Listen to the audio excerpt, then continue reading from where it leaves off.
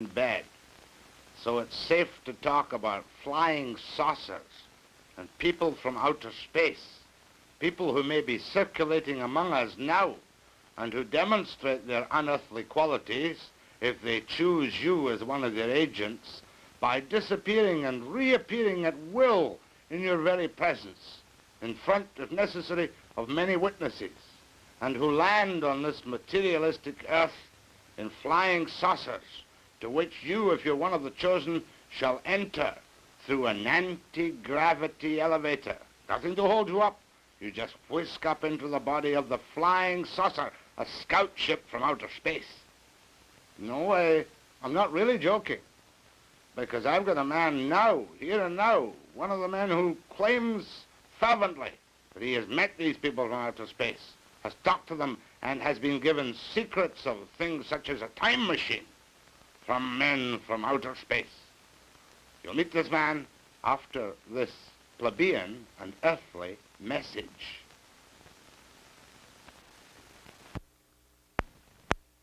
The man you're going to meet in a moment or two,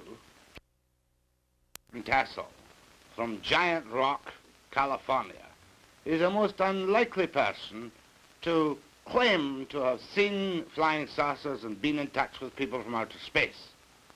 George is a very ordinary fellow.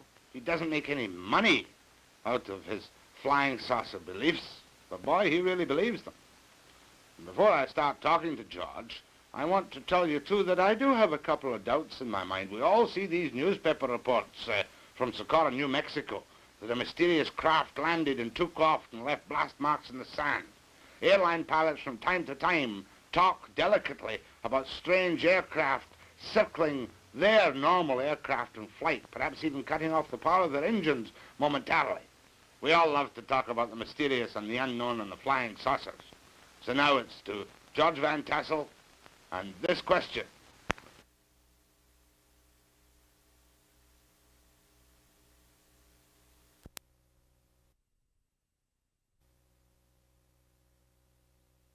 Time machine you're building down in California.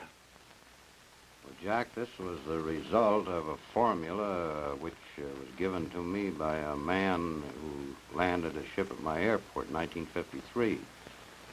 And we put this formula under research, tested a number of experiments on a bench in a good electronics lab in Chicago, and we produced phenomenal results with evidence that we should do it on a larger scale in order to be able to do more with it. And this evolved out of something that started in 1953 into a 4-story high machine that we're working on down there today. Now, George, I don't care whether the machine is 4 stories high or 40 stories high or 4 inches high. When I say calmly and unexcitedly, a time machine, what does your formula tell you you can do with a time machine? Well, Jack, our formula has no time factor, which electronic formula does have.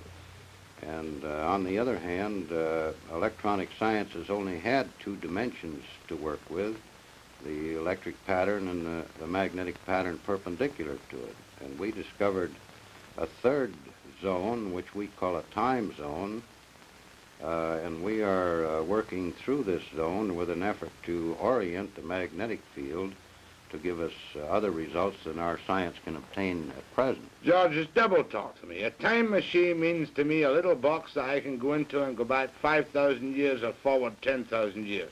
Is that what your formula tells you you can do? Well, Jack, this isn't a little box. This is a 4-story machine focusing fields that we can orient to produce this zone big enough for a man to get into. It isn't a box. But what happens to the man when he gets into the zone? Well, I'm all agog with curiosity.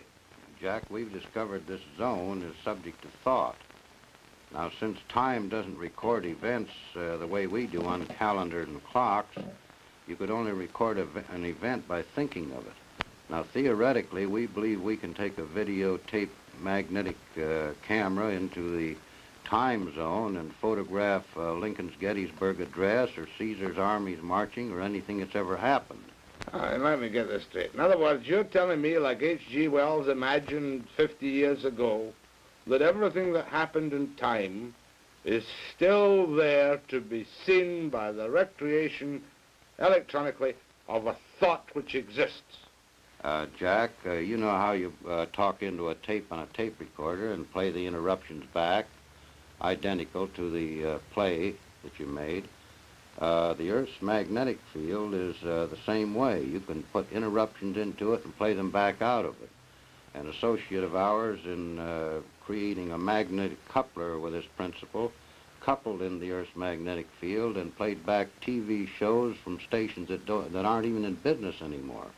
You mean an experiment has been done to bring out of the air television programs which have been and gone?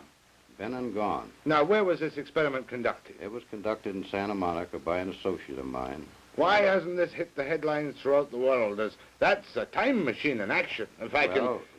Jack, the reason it hasn't hit the world is because, as I understand it now, the Navy Department took him and the research over because he also discovered he could bounce magnetic echoes off the ionosphere and locate submarines under the ocean, regardless of where they were. So who is this associate of yours? this is a fellow named Charlie Arts. Charlie Arts? Yeah. And is he a free man walking around today? Well, he's free where he is in this super secret research he's conducting.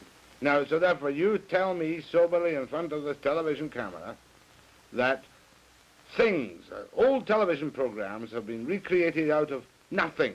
Played back with a picture and the sound just as good as the day they were broadcast. We've done this many times. Why didn't you bring one up with you? Well, this requires quite a piece of apparatus. This magnetic coupler works on around 50,000 volts, and it doesn't have any radio frequency connected with it. And actually, the television set which plays back the picture doesn't even have an antenna connected to it. George, you know as well as I do, and you've been on television 350 times, and I've known you. I met you once 7 years ago, and I kind of like you. But you know what the people out there are saying. They're saying this man's a nut. Well, Jack, you know, when Fulton was running his steamboat up the Hudson River, there were people still standing on the bank saying it couldn't be done. All right, let me take you further back, though. You have a time machine plan. You have done experiments which show you can bring the past to life. Where did this formula come from? I love that Scotch accent. Jack, the formula came from a ship that landed at my airport in 1953 on August the 24th. Which had 4 people aboard it that came from another planet. I'm breathless. Well, you're not only breathless, I was breathless. But I'm cynical, too. Well, that's fine. That's the way to be. In fact, I'm a bigger skeptic than you are of many things. I'm an unbeliever. Convince me that this really happened to you.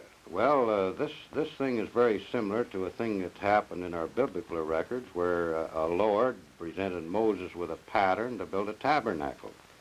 They came out of the sky, they handed him stone tablets, and this phenomena that's taking place today is as old as our history, as our civilization. This isn't anything new that's occurring. It's something that's being continued in another time of crisis when conditions affecting the people of this planet are reaching a point where somebody has to take care of the situation. Now, I don't intend in any way to be disrespectful or blasphemous, but do you feel, and I know you're not an evangelistic type, do you feel that you're some kind of Moses receiving a new word? Well, I don't say that, Jack. I say that what is occurring now has occurred before. There's many records of these ships landing throughout history, clear back into Sanskrit. And there are records in the 1898 Chicago newspapers that covered the front page for 3 days of a big ship setting over Chicago. When you realize we're dealing with a type of man that is almost as far above us in intelligence as we are above the lower animals, there isn't anything phenomenal in this at all. Now, you say casually, because this is your life's work now, ships. Now, you mean flying saucer, don't you? Well, a flying saucer was a name the press put on this thing. And actually what they termed a flying saucer was nothing but a scout ship from the big carriers. But I want to go back to that night in 1953. Tell me, where did this happen for people who haven't heard you talk or seen you yet? It happened on my airport, which I've operated for the last 16 years, at Giant Rock Airport, 17 miles north of Yucca Valley in California, or 40 miles north of Palm Springs. Now, this is a private airport for small aircraft, is it? This is an airport used both by the military and private aircraft. You own this airport, do you? I leased this airport from the United States government. I've operated it for 16 years since I retired from the flight test business in the aviation. Right now. How old are you now, by the way, George? I'm 54, Jack. Got 3 grown daughters married and 11 grandchildren. You don't mind if I ask you the stock question? I know that you've been asked every obnoxious question that can ever have been asked. You've never been treated for any form of emotional upset. I've never had an emotional upset other than women. Except that night in Yucca Flats, not Yucca Flats, at Giant Rock, when this ship appeared. Now, give me the details, George, because I'm never tired of hearing the details of a man who says he has seen creatures from another world. Well, actually, Jack, this was as simple as crossing a street and getting hit by a car. After it's over, you're the victim of the circumstance. And I didn't see the ship land. One of my son-in-laws, that wasn't my son-in-law at that time, saw it come down. Another man on the airport heard it, and he wasn't where he could see it. And the man got off of the ship and approached me before I even knew there was a ship down. Where were you then? What time of day or night was it? It was 2 o'clock in the morning and approximately a full moon, which is like daylight on the desert. Were you walking about outside or what? No, I was sound asleep when he awakened me. This man awakened you? Well, something awakened me. So you got up out of your bed? I got out of my bed and went aboard the ship at his request. This man, in what language did he converse with you? He talked to me in the best English equivalent to Ronald Coleman. And he met you there and he said, what did he say, come with me to my ship, or what? No, he said, I asked him what he wanted because we have a lot of people who come in stuck in the sand and broken axles and whatnot. And I asked him what he wanted, and he said, my name is Solganda, and I would be pleased to show you our craft. Solganda? Solganda. Was the craft visible to you at this time? It was when he stated this, I saw beyond him the ship, which I hadn't seen before. What did you see? A bell-shaped type of anti-gravity ship that they operate as a scout ship out of their big carriers. How big? This was 36 feet in diameter and 19 feet high. And where was it, on the ground? No, it was hovering 10 feet off the ground. And how did you go into this ship? I walked with him to a spot underneath it, and an anti-gravity beam took me up through a hole in the bottom of it. You're telling me at 2 o'clock in the morning in Giant Rock Airport, you walked underneath this hovering ship, and whammo, you went up inside. No, you didn't go whammo. You went just about as slow as a local elevator run. And when you got off the anti-gravity elevator, what did it look like? I was inside of a ship about 18 feet in diameter and roughly 10 feet high to the domed ceiling, and there were 3 men on the ship, besides the one that had got off and invited me aboard. You keep calling them man. What do you mean, man? Well, Little green man? They were about 5'6". They came about to my eyebrows, and they could have walked in our clothes down any of our streets, and we wouldn't have paid any attention to them. And did you bring any proof off that ship? Were you alone in the ship? I was alone with the 3 men until the other fellow came up behind me, and then the 4 of them were aboard. Were there any other earthly eyewitnesses to this? Nothing, only outside of the ship. And these people stayed outside? On the airport. And did you go anywhere in this ship? Not to my knowledge. When I got off, it was the same place it was when I got on. What do you mean, not to your knowledge? Had the door closed when you went in or something? I don't know, because it was below the deck. And did these people tell you where they came from? They didn't say where they came from, but I've been in the air game since 1927, and their instruments were unlike anything I'd ever seen before. Well, don't give me technicalities. What was different? The difference was that we used dial instruments, and they used vertical instruments, like fluorescent tubes with marks on them. What color were these people? The instruments were marked in symbols similar to hieroglyphics. They were not in any language or number system we use on the Earth. What color were these people? They looked like they were white people with a good, healthy tan. Did they give you any indication of how old they were, or what they ate, or where they came from at all? After we got off the ship, the man who invited me aboard, who didn't look a day over 28 years of age, told me that he was over 700 years of age in our time. Oh, come off it, George. That's right. Was this the guy who gave you the formula for the time machine? That's the man. And what form did the formula take? Did he implant it in your mind by telepathy, or did he give you something written in English? He spoke it to me verbally. And you remembered this? There's nothing to it to remember. Will you tell me now? The formula for a time machine. F equals 1 over T. F equals 1 over T. F being frequency and T being time. And this enables me to go back to the time of Caesar's armies conquering Britain. Well, it would enable a mathematician to work this out, yes. And why hasn't this been acclaimed like Einstein's E equals mc squared? Well, why hasn't the fact that the United States government's been flying anti-gravity ships since 1956 been acclaimed? Or the fact that there's a crater on the moon with a base in it since 1954, we've known this. All right, but let's get, first of all, the U.S. Why haven't the FBI clapped you incommunicado for breaking secrets that they want to keep secret in the United States? Well, possibly because they know this information's going to get out eventually anyway, and what I say won't make any difference. Now, that particular night when you had this experience, did you call the police? Did you call the Army, the Navy, the Air Force, the White House? Well, I'm 17 miles from the nearest phone, Jack, and the nearest phone would get me to the sheriff's office, and it'd take them about 40 minutes to get out there.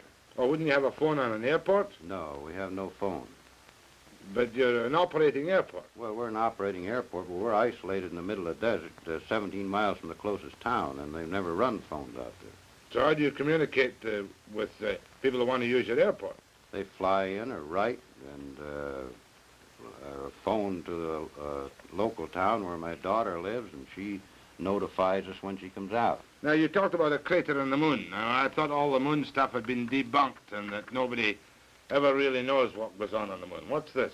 Well, this is the Gassendi crater. This is 55 miles long and oval-shaped. It's in the Mare Humorum Sea, or on the edge of it. Since 35 years ago, they wondered why this particular crater had these lines in it. And with the magnification which you can get with a larger telescope, this is what they found. These lines are tubes laying on the surface of this crater and running under some of the mountain ridges. There are 3 large dome-shaped structures in here. These tubes run clear outside of the crater, and we know they are tubes laying on the surface because the sun is shining from this angle, and this mountain peak causes this shadow. What does it all mean? Does it mean that this is a rocket launching or a flying saucer base on the moon?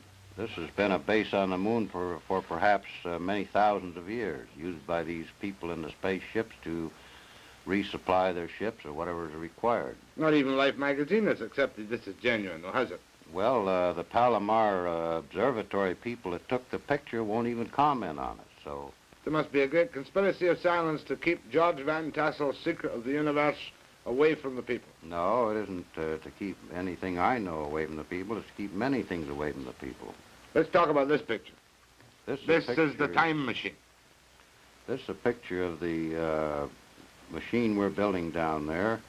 This structure is actually up. We're working now on the parts on the equipment that operate it. This rim around here has armatures 57 feet in diameter, which will be better than 4 times bigger than the biggest armatures ever made before. But is that the place where you did the experiments? By the way, how old were these television programs you pulled back out of time and space? Well, the oldest one was 6 years back because television was 6 years old when this was done. And what program was it? Do you remember? I don't remember what program, but I know that on checking up on some of the stations that Art found that the station no longer existed. It was out of business. Let's get down to some more basics now. Are you making a lucrative living out of traveling around the world, evangelizing for flying, around the continent, evangelizing for flying saucers? No, Jack, I'm on a vacation to rest my wife because she's been 2 years in a 40-seat restaurant without a rest, more than anything else, and I enjoy these particular things as a sideline. I make my living on the airport. And this research is something that I've got more money into than anybody else and more contribution to it. 5 years of intensive research without any pay. We donated 10 acres of land with a well worth $23,000, and we formed this corporation for the purpose of building up and investigating this basic material. All right, now how long is it going to take you to get your time machine in operation? Well, I mean, it all sounds so crazy. You must admit, I believe there are some odd things, George, but I find it hard to credit because I wasn't there myself, your own experiences. Well, it took them around 8 years to grind the mirror for the 200-inch telescope, and the first cyclotron was something like 11 years in the progress of building. But that cost millions, George. You haven't got millions, billions it cost. No, we don't have the overhead, the drafts from the engineers and people sitting around the payroll. All of our effort on this is voluntary by many people in technical fields that contribute their effort to the project. They all believe in flying saucers. They all believe in flying saucers. And you obviously believe totally in flying saucers. Yeah. Because of that one. Does your wife believe in flying saucers? Well, I don't know very many people that don't. It's as obvious as believing in heaven or afterlife or anything else. You have certain things you believe in life. You believe there's air we breathe, yet you don't see it. We fly airplanes on it. And this is an intangible. We can measure it. But why should these people come down, from outer space? Why don't they land in the White House or in Kremlin Square in Moscow and say, hey, listen to us, we can tell you a few things. We're 700 years old. We can travel through space. We're not concerned with time differentials. Well, probably they're not concerned with giving us too much of their information because we'd only use it in our battle to destroy each other here. Did these 4 men tell you that themselves? No, they didn't tell me that, but this is a reasonable assumption on our part that the world's divided in 2 camps, each capable of eliminating the whole civilization. And if we were to go to another planet and observe this condition, we would certainly be a little cautious about who we talk to or what we reveal. Yeah, but you yourself, was that the only experience you had? Mind you, that's 11 years ago in 1953, George. That's right. When you claimed to me you went up in this elevator into the spaceship and met the guy who spoke like Ronald Koeman. Was that your only contact with the... That was the only contact I had with the people from the ship. Did you have you had any other contacts with people? I've had a recent contact last September, 1963. Well, I don't have to ask you. Tell me. Well, in this case, they drove a car into the airport. They didn't come in a ship. They're walking among us on the earth all the time, and we don't realize it. I'm breathless. They. How many was they? The they in the ship was 4 men. They in the car? The man that came in, there was a man came in by himself in September. Well, you'll be telling me he had Martian license plates on the car. No. They drove a standard American Cadillac. And what did they want with you in 1963, 10 years later? They gave me some more information pertinent to electronic and magnetic research. But how did you know they were from some mysterious place in outer space? You don't know unless they want you to know, and then they'll demonstrate some thing that they can do that we can't do, that's humanly impossible for us to do. What did they demonstrate to you which convinced you, an apparently sober, sensible, balanced person who nevertheless believes in flying saucers, that convinced you they were unearthly people? Well, they demonstrated the ability in front of 19 people sitting in a lounge, for instance, that they could sit there and disappear before your eyes and reappear. In fact, the man did this 3 times. For you and your friends? For 19 witnesses that were sitting in our lounge. Vanished in front of your eyes? Sit right there in a chair like you're there, and then you're not there, and then you're back there. He did this 3 times. Now, I'm going to disappear, but purely for 1 minute for this message.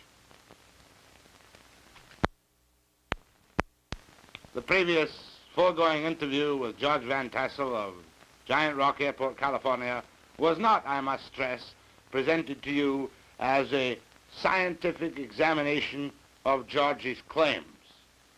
There are so many holes in George's claims, even to the layman like myself, that one is bound to be, how shall I put it, a trifle cynical.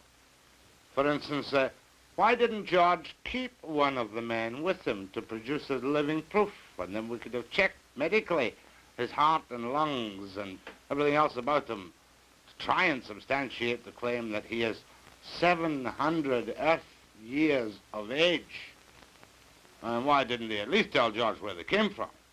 Or why didn't he at least present George with some physical, concrete proof so that people wouldn't regard him with suspicion and skepticism as someone who was perhaps just a little bit, you know, overly easily convinced perhaps by some form of hallucination? But he did tell us one thing, how to recognize visitors from outer space. If they ever come to you and you're sitting in a room and they snap their fingers 3 times and disappear,